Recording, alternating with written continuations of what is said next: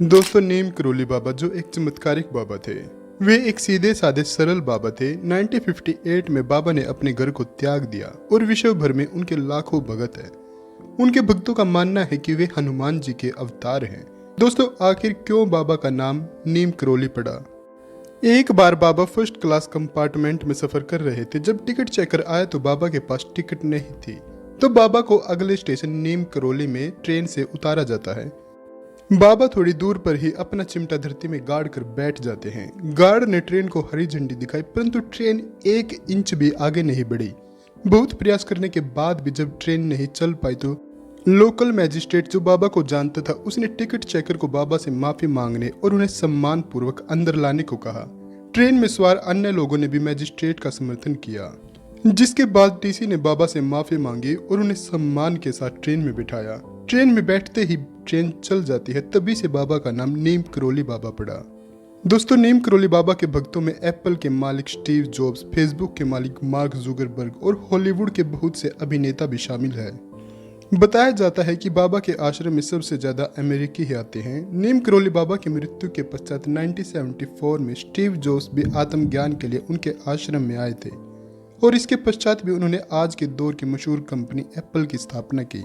ऐसी ही घटना एक विदेशी महिला के साथ भी बीती, जो अपने पति को लेकर नीम करोली बाबा के पास पहुंच जाती है। विदेशी महिला का पति बाबाओं को नहीं मानता था और न ही उसके धर्म में कोई रुचि थी, परंतु पत्नी के कहने पर वह यहाँ आया था। वह व्यक्ति आश्रम और नीम करोली बाबा को देखकर कहता है कि इन साधारण से व्यक्ति के पीछे मेरी पत्नी पागल है, जिसके बाद वो वहां से उठकर चला जाता है। रात में वह नदी के किनारे खड़ा अपने पत्नी के भविष्य और अपने बारे में सोचने लगा। दूसरे दिन सुबह वह पुनः अपने देश जाने के पूर्व पत्नी के कहने पर नीम करोली बाबा के दर्शन करने को जाता है। वहां बाबा ने उसे बुलाकर पूछा कि तुम यहाँ आकर क्या सोच रहे थे और तुम नदी के किनारे खड़े हुए क्या सोच रहे थे, क्या तुम यह जानना चाहते हो? तब बाबा ने वह सब बता दिया जो वह सोच रहा था। यह सुनकर उसे बाबा पर विश्वास हो गया। मेरिकल ऑफ लव नामक एक किताब है जिसमें बाबा के अनेक चमत्कारों का वर्णन है। इसी में बुलेट प्रूफ कंबल के नाम से एक घटना का जिक्र है। बाबा हमेशा कंबल ही ओढ़ा करते थे। आज भी लोग जब उनके मंदिर में जाते हैं तो उन्हें कंबल भेंट करते हैं। इसी कंबल की एक कहानी भी है। बाबा के भक्तों में से एक भगत थे जो फतेहगढ़ में रहते थे। यह घटना 1943 की है।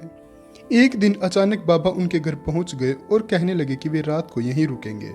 दोनों दंपत्ति को अपार खुशी थी, लेकिन उन्हें इस बात का दुख भी था कि घर में महाराज की सेवा करने के लिए उनके पास कुछ नहीं था। हालांकि जो उनके पास था वो सब उन्होंने बाबा के सामने प्रस्तुत कर दिया। बाबा वह खाकर एक चारपाई पर लेट गए और कंबल ओढ़कर सो जाते हैं और दोनों बुजुर्ग दंपत्ति भी सो जाते हैं, लेकिन महाराज जी कंबल ओढ़कर रात भर कराते हैं। ऐसे में उन्हें नींद कैसे आ सकती थी? वे वहीं उनकी चारपाई के पास बैठे रहते हैं और सोचते रहते हैं कि पता नहीं महाराज को क्या हो गया, जैसे कोई उन्हें मार रहा है।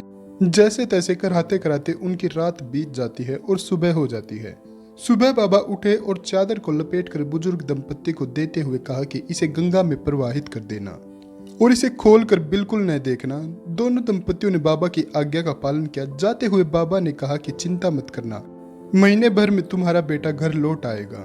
जब वे चादर लेकर नदी की तरफ जा रहे थे तो उन्हें महसूस हुआ कि इसमें तो लोहे का सामान है, लेकिन बाबा ने तो खाली चादर ही हमें लपेट कर दी थी। खैर, हमें क्या, हमें तो बाबा की आज्ञा का पालन करना है। उन्होंने वह चादर वैसी की वैसी ही नदी में प्रवाहित कर दी। लगभग 1 माह के बाद बुजुर्ग दंपत्ति का इकलौता पुत्र बर्मा फ्रंट से लौट आया। वह ब्रिटिश फौज में सैनिक था और दूसरे विश्व युद्ध के दौरान बर्मा में फंस गया था। उसे देखकर दोनों बुजुर्ग दंपत्ति खुश हो जाते हैं और उसने घर आकर कुछ ऐसी कहानी बताई जो किसी को समझ में नहीं आई। उसने बताया कि करीब महीने भर पहले एक दिन वह दुश्मन फौजों के साथ घिर जाता है। रात भर गोलीबारी होती है, उसके सारे साथी मारे जाते हैं, लेकिन वह अकेला बच गया। मैं कैसे बच गया यह मुझे पता नहीं। उस गोलीबारी में उसे एक भी गोली नहीं लगी। दोस्तों, उसकी यह वही रात थी जिस रात नीम करोली बाबा जी उस बुजुर्ग दंपत्ति के घर पर रुके थे। दोस्तों, एक बार उन्होंने अपने एक विदेशी भगत को ब्लड प्रेशर की दवा लेते हुए देखा। नीम करोली बाबा ने उससे दवा की शीशी मांगी और उसे खोलकर उसमें रखी दवा की सारी गोलियां खा जाते हैं, जिसे देखकर वह काफी घबरा जाता है और जल्द ही एम्बुलेंस बुलाने की तैयारी करने लगता है। परंतु घंटों बीत जाने के बाद भी बाबा को कुछ नहीं हुआ। वे पहले की ही तरह मुस्कुरा रहे थे और शांत थे। दोस्तों वीडियो पसंद आए तो कमेंट में जय श्री राम जरूर लिखिएगा।